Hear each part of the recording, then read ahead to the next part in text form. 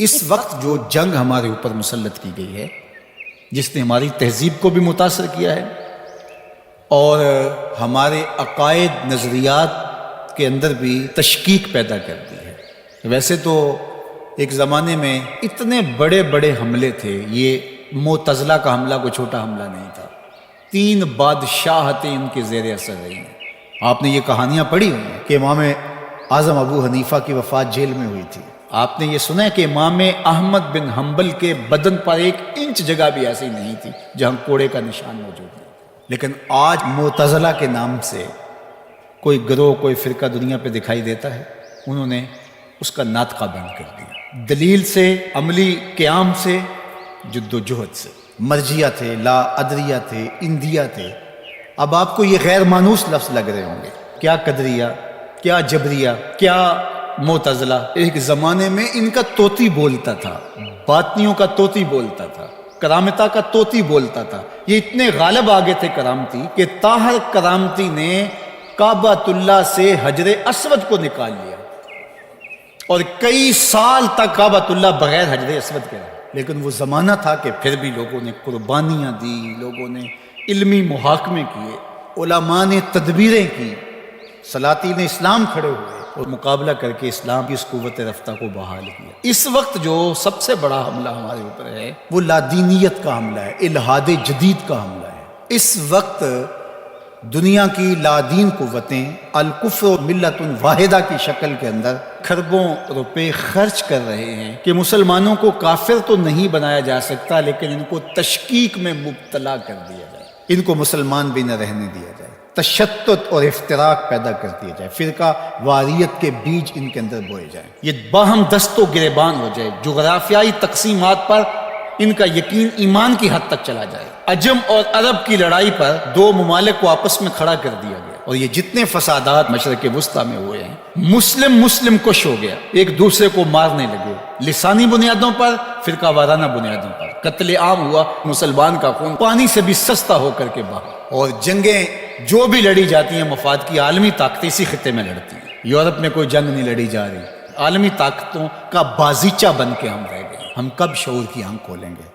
کب ہم بالغ ہوں گے؟ کب بڑے ہوں گے؟ اور اس وقت الحاد جدید کا فتنہ جو ہے وہ سر چڑھ کے بول رہا ہے، اور ان کا سب سے بڑا واز اقلیت پسندی کا نعرہ لگاتے ہیں کہ جو چیز ہے جی اس کو عقل ہی نہیں مانتی تو ہم کس طرح تسلیم کریں۔ اور اس میں سب سے بڑا حملہ جو ہے ان کا معجزے پر ہے۔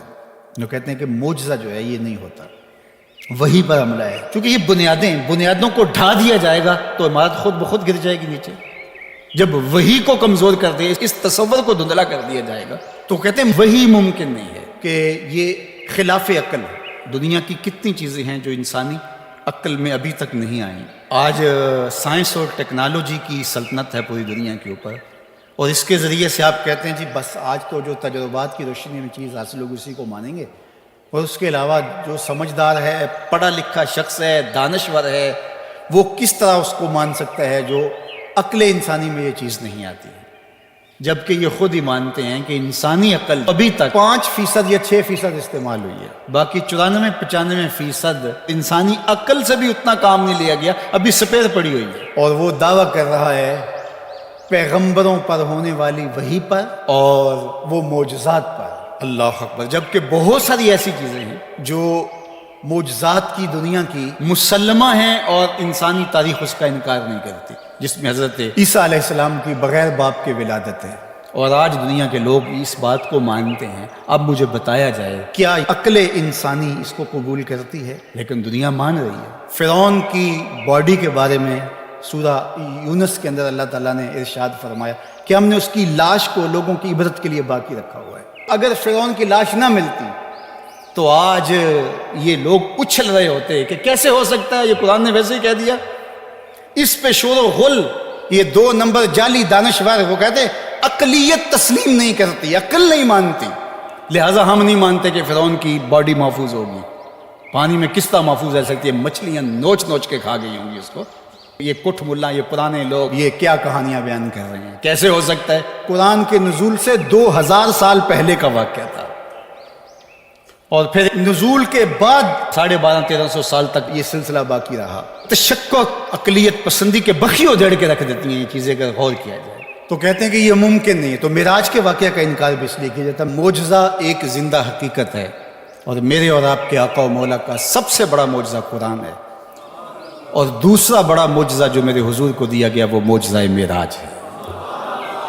اب عقل ثانی مانتی ہے یا نہیں مانتی ہے، لیکن میرے حضور وہاں سے ہو کر آئے ہیں جہاں کسی کا تصور بھی نہیں آ سکتا.